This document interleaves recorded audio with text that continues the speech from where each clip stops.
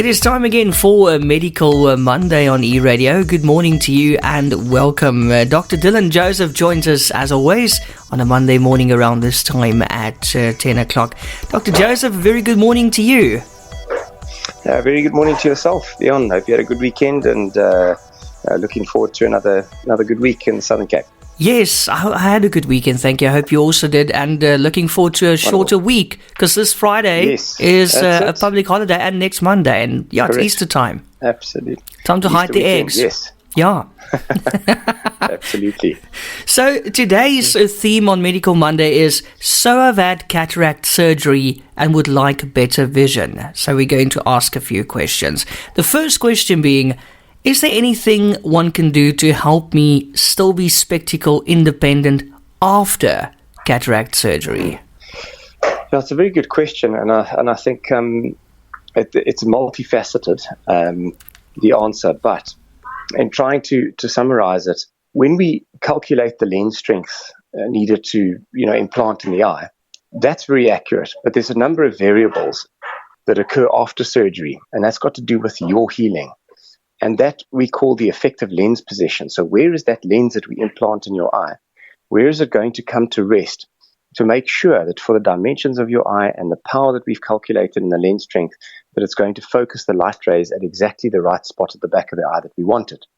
We're talking microns here. So if we're out by microns, that means your vision is going to be potentially blurred after surgery. If you look at statistics, most practices that are dealing in refractive surgery or refractive cataract surgery, anywhere between 10 and 15% after surgery, you've got a chance that you may feel that your vision's blurred for that distance. Now, as long as the rest of your eye examination is normal, there are things that we can do to try and fix your vision for that distance, be it distance vision, computer vision, reading vision. So to answer that question, taking into account a normal eye examination and understanding that it doesn't matter how accurate the formulae are and how good the surgery is, you've still got a 10 to 15% chance that you may not be on the target that we want you or that you want, but there are things that we can do to sort it out. And that brings us to the next question, Dr. Joseph. What exactly are my options? Yeah. So after cataract surgery, obviously the human lens is replaced with a new acrylic lens. And then we look at your cornea, so the front part of the eye. Option one is usually to stay outside the eye. So we can often do a laser touch-up or an enhancement on the surface of your eye, a minimum of 6 weeks after the surgery. If we're looking at LASIK, so we're creating a flap on the cornea, we'll have to wait up to 3 months after the surgery. If you've had a toric lens implanted, remember toric lenses correct astigmatism or the rugby ball shape of the eye. We've got very special technology that shows us afterwards if you're still a little bit blurred, if we rotate that lens a little bit inside your eye, will it improve your vision? And if so, we can then go and re-rotate that lens a week or 2 weeks after the surgery. We've got options of putting what's called a piggyback lens in, and that's basically a lens on top of the lens. So we go and put another lens on top of the lens that we've already implanted. And the beauty about that is if you decide as the patient afterwards that you've been set for distance, but you've got a normal, healthy eye and would like to then explore broader spectacle independence, these piggyback lenses come in trifocals as well. So they'll improve your distance vision and they'll give you some near reading vision as well. So the technologies are really fantastic. And sort of last on the list, if we're way off target or if you're just not tolerating the optics of the lens well, and that's generally the case if you've got an extended depth of field or a trifocal premium lens in, that's very few and far between that you don't tolerate those optics. But then we can remove that lens and then implant another lens into its place. But we generally try and do that, maximum of 2 to 3 months after the surgery, as that new lens that's implanted starts undergoing what we call fibrosis or adhesions to the little bag that it lies in. So the longer we wait, the trickier that surgery becomes to remove that lens and implant a new one. But as you can see, there's just a myriad options of potentially correcting your vision after the cataract surgery. And sometimes we can't show you specific vision correction formats prior to cataract surgery because your vision quality is too poor. And once we've got a new lens in the eye, and if you're seeing with correction, meaning best correction, putting a spectacle in front of your eyes at 20/20 or better, then there are options surgically where we can get that vision for you without the need for a spectacle or contact lens, yes.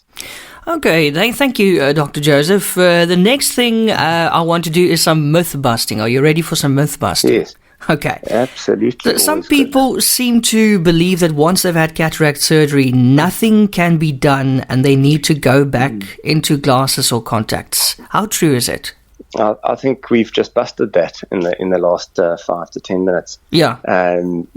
Basically, if your examination from the front to the back is otherwise healthy and you've got a lens in the eye, but we need to fine tune you, there will be options.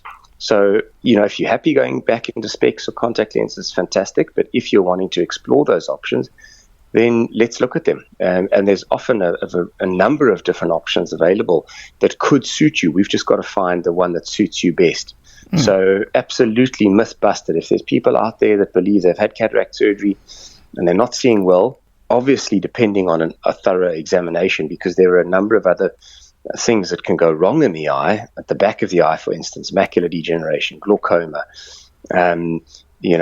floaters in the jelly of the eye that can cause a reduction in vision. So it's important that we see what's causing the reduction in vision, and is this treatable with the options that we've just gone over in the last 5 minutes. But absolutely myth busted for sure. Dr. Joseph, thank you so much. How do we get in touch with you? We're based in Knysna at the Advanced Health Clinic. Our landline number is 044-150-0085. Our website details www.drdylanjoseph.com. On that website, you can also find the contact details for our screening centre in George. So we're seeing children with short-sightedness, and we've got methods to prevent the progression of short-sightedness. We're doing LASIK screening for patients that want to come through and have their surgery in Knysna. And, we've got a number of social media channels as well, including a YouTube channel where we've posted all the podcasts and videos explaining these conditions. We've got an Instagram and Facebook account, so please do go and follow us. If you've got any questions, please feel free to get in touch with us. And just wishing a happy and festive Easter season to all our listeners, and stay safe and enjoy the rest time with your family and friends. Thank you, Dr. Joseph. Same to you, your family and your staff. Have a wonderful Easter period. Thank you. You too, Jan.